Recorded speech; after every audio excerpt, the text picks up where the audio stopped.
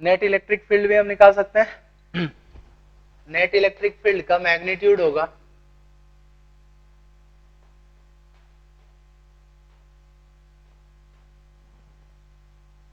Root of E R square plus E theta square. ठीक है ना, देखो क्या होगा 4 cos square theta plus sine square theta, so 1 plus 3 cos square theta. ये रिजल्टेंट इलेक्ट्रिक फील्ड होगा किसी भी पॉइंट। ठीक, और इसकी डायरेक्शन समझना,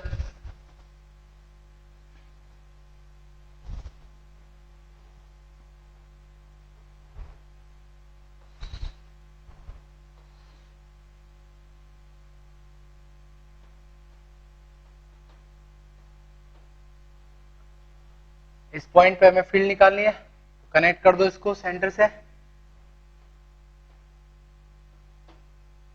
यहाँ पे इलेक्ट्रिक फील्ड की डायरेक्शन हमें डिफाइन करनी है। तो देखो इलेक्ट्रिक फील्ड के दो कंपोनेंट है, एक रेडियल कंपोनेंट होगा यहाँ पे जो इस तरफ है, राइट, और एक है टेंजेंशियल कंपोनेंट, दोनों बना लेंगे। ठीक, ये हो गया ई आर और ये है ई थीटा।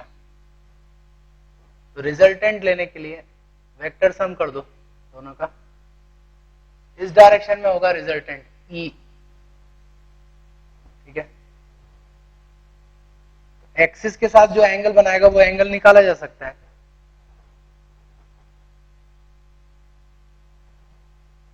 ठीक है, से रेडियल कंपोनेंट के साथ ये बना रहा है एंगल अल्फा, राइट, तो क्या वो एंगल निकाला जा सकता है अल्फा। तो आप देख सकते हो इस ट्रायंगल में tan अल्फा हो जाएगा E theta by E R, right. E theta और ई आर का रेशियो लो, ठीक है, तो ये हो जाएगा हाफ tan थीटा।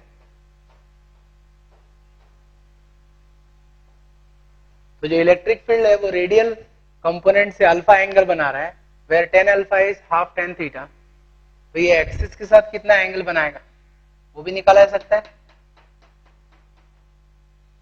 तो इस एंगल को मैं बीटा कह रहा हूं, तो ये बीटा इज इक्वल टू क्या होगा बताओ, थीटा तो ये लाइन बना रही, थीटा प्लस अल्फा।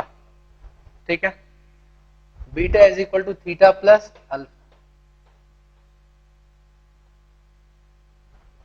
तो resultant electric field radial direction से अल्फा एंगल बनाएगी और एक्सियल डायरेक्शन से थीटा प्लस अल्फा एंगल बनाएगी।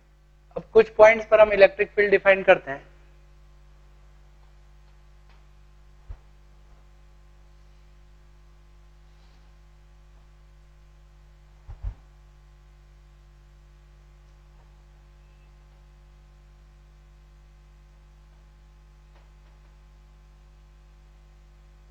तो एक्सिस पर ही मिड पॉइंट से, राइट, आर डिस्टेंस पर एक पॉइंट ले रहे हैं, इस पॉइंट पर इलेक्ट्रिक फील्ड कितना होगा और किस डायरेक्शन में होगा वो निकालना है, राइट। ये है पॉइंट पी, थीटा बताओ कितना होगा इसके लिए। तो रेडियल डायरेक्शन यही होगी, रेडियल डायरेक्शन मतलब पॉइंट को सेंटर से जोड़ने वाली लाइन, और एक्सिस भी यही है, मतलब यहां पर थीटा हो जाएगा 0। ठीक है ना, तो एक्सिस पर फील्ड निकाल रहे हैं, electric field on axis, theta 0 degree. तो ई थीटा साइन थीटा पर डिपेंड करता है, तो वो 0 हो जाएगा ई थीटा, और ई आर हो जाएगा 2p cos थीटा 1 हो जाएगा by r cube. E theta 0 हुआ तो net electric field radial component के बराबर ही होगा। ठीक है, तो नेट इलेक्ट्रिक फील्ड की डायरेक्शन रेडियल डायरेक्शन में ही होगी, तो ये होगी रेडियल डायरेक्शन। समझ गए? तो r डिस्टेंस पर एक्सिस पर जो इलेक्ट्रिक फील्ड होगा वो 2p/4πε0r³ के बराबर होगा, ठीक। और डायरेक्शन होगी इसकी एक्सियल। ऐसे ही अब हम निकालेंगे electric field on equatorial line.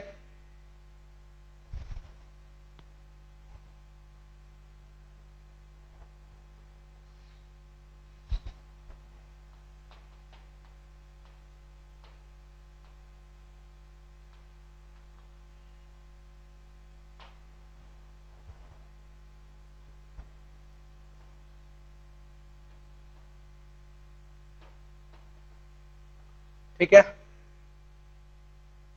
तो इस पॉइंट पर हमें फील्ड निकालनी है। सेंटर से r डिस्टेंस, ये रेडियल डायरेक्शन होगी और टेंजेंशियल किस तरफ होगी? इसके परपेंडिकुलर डायरेक्शन में, जिस तरफ थीटा बढ़ रहा है। थीटा की वैल्यू यहां पर होगी 90 डिग्री। तो यहां पर रेडियल कंपोनेंट 0 हो जाएगा और टेंजेंशियल कंपोनेंट जो है वो हो जाएगा p/4πε0r³। और net electric field tangential component के बराबर ही होगा। किस तरफ होगा टेंजेंशियल? थीटा है, आर को कांस्टेंट रखते थीटा बढ़ाओ, इस तरफ बढ़ेगा। ये होगी इलेक्ट्रिक फील्ड की डायरेक्शन, ठीक है। तो डायपोल के पैरेलल ही होगा इलेक्ट्रिक फील्ड। अब एक बात समझो, एक्सिस पर और डायपोल, एक्सिस पर और इक्वेटर पर सेम डिस्टेंस पर अगर पॉइंट्स लोगे तो एक्सिस पर इलेक्ट्रिक फील्ड डबल आ रहा है to the electric field on equator. Same distance पर एक्सिस पर इलेक्ट्रिक फील्ड डबल होगा in comparison to electric field at equatorial line.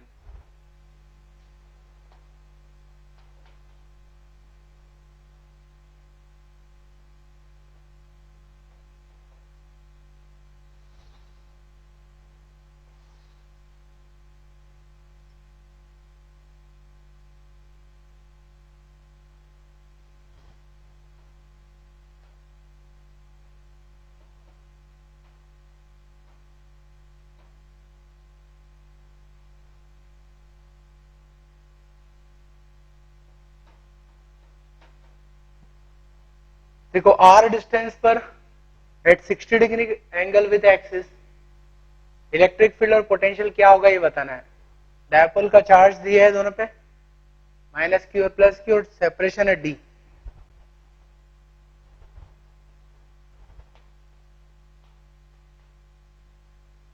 So potential is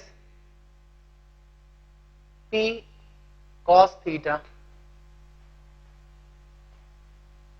by 4πε0r³। 60 degree angle, cos 60 is half.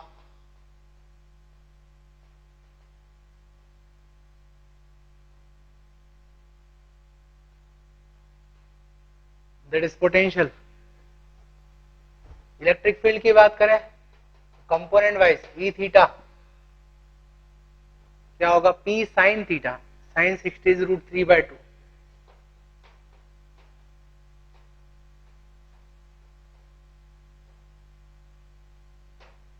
और ऐसे ही radial component होगा, that is 2p cos theta. cos theta is half, ठीक है।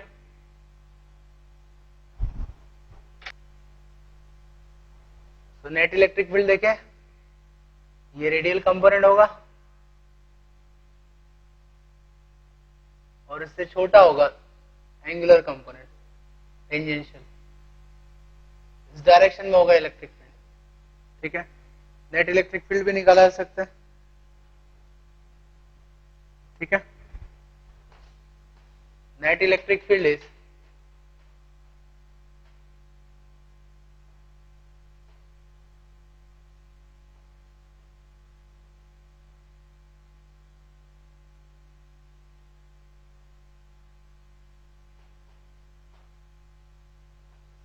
ठीक है, that is net electric field.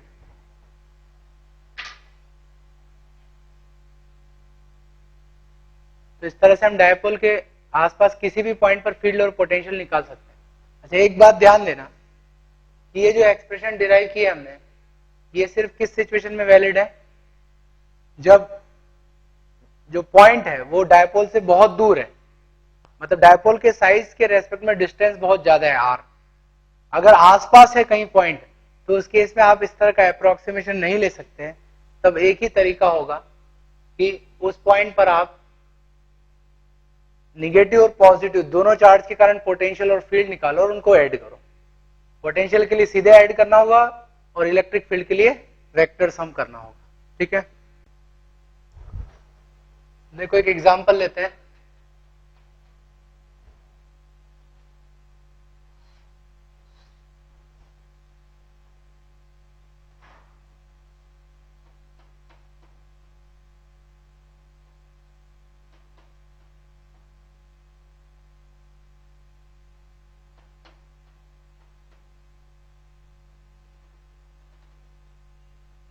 ये 3 charge का system है,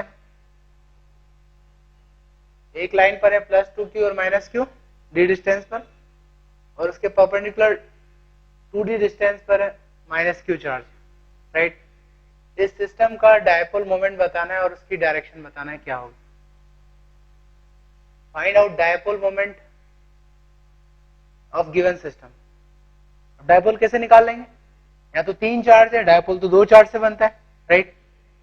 बट आप समझो कि जो +2q है इसको मैं 2 पार्ट में डिवाइड कर सकता हूं, ठीक है, each having charge +q, right.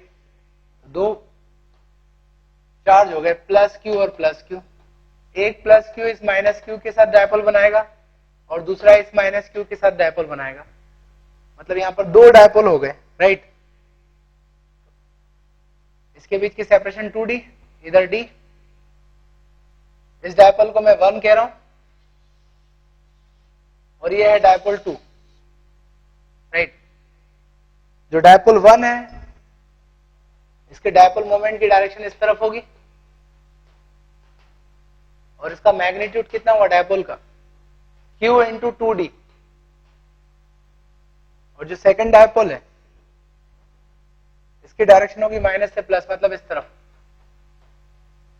और इसका डायपोल मोमेंट होगा qd, राइट। तो 2 डायपोल है, दोनों की डायरेक्शन पता है, म्यूचुअली परपेंडिकुलर, और आपको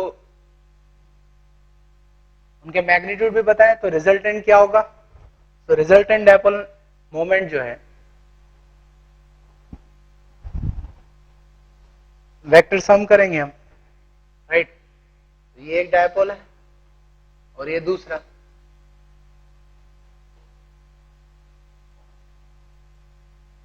तो रिजल्टेंट डायपोल मोमेंट की डायरेक्शन इधर होगी और उसका मैग्नीट्यूड होगा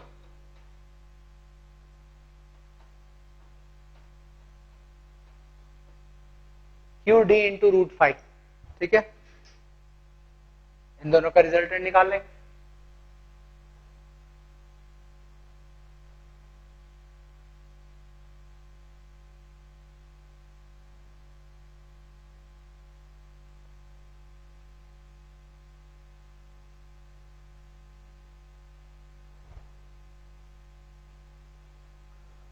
तो अगर सीधे डायपोल नहीं दिख रहा है तो आप इस तरह से एनालाइज कर सकते हो और डायपोल मोमेंट निकाल सकते हो।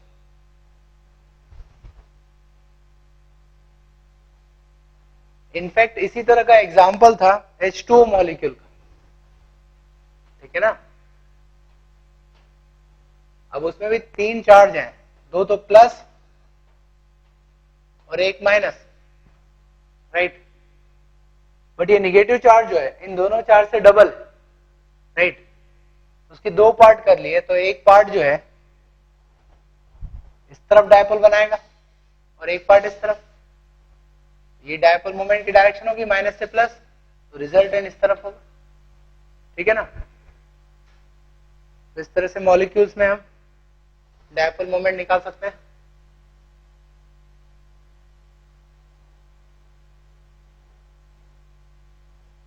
इसके आगे बढ़ते हैं।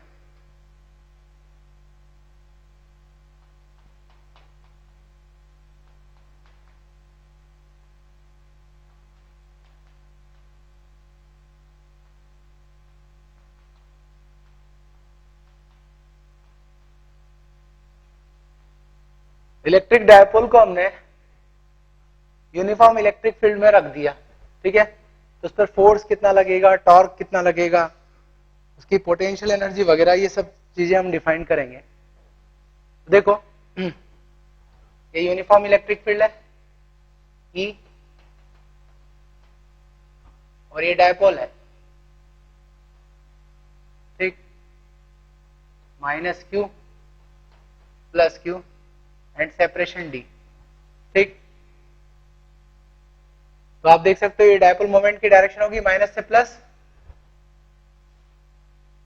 डायपोल मोमेंट, और फील्ड इस तरफ, दोनों के बीच एंगल थीटा, ठीक है ना।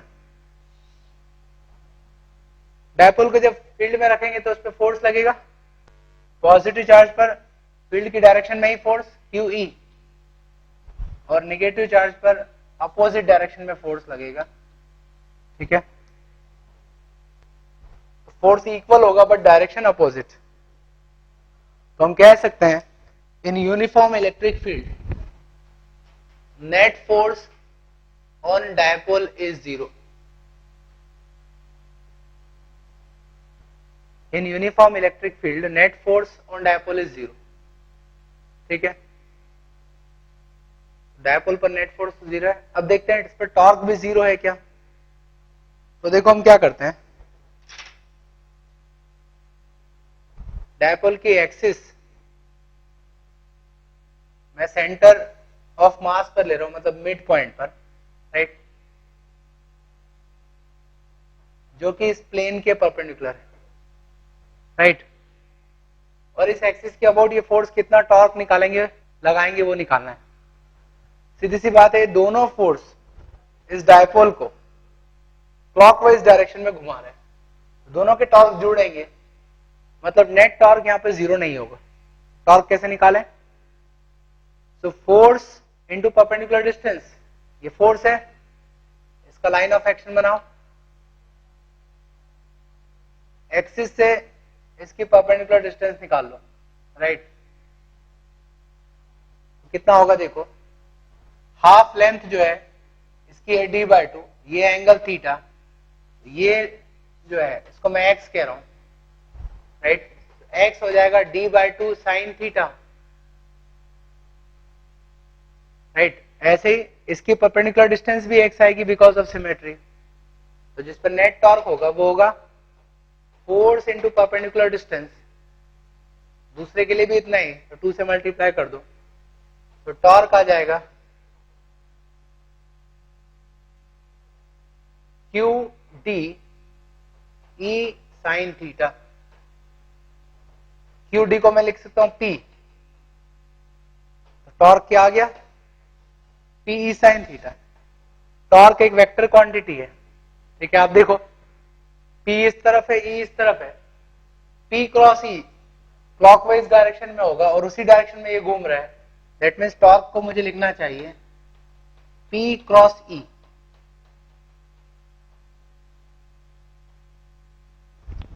ठीक है। तो जब आप उसको यूनिफॉर्म इलेक्ट्रिक फील्ड में रखोगे तो उस पर टॉर्क लगेगा P क्रॉस E,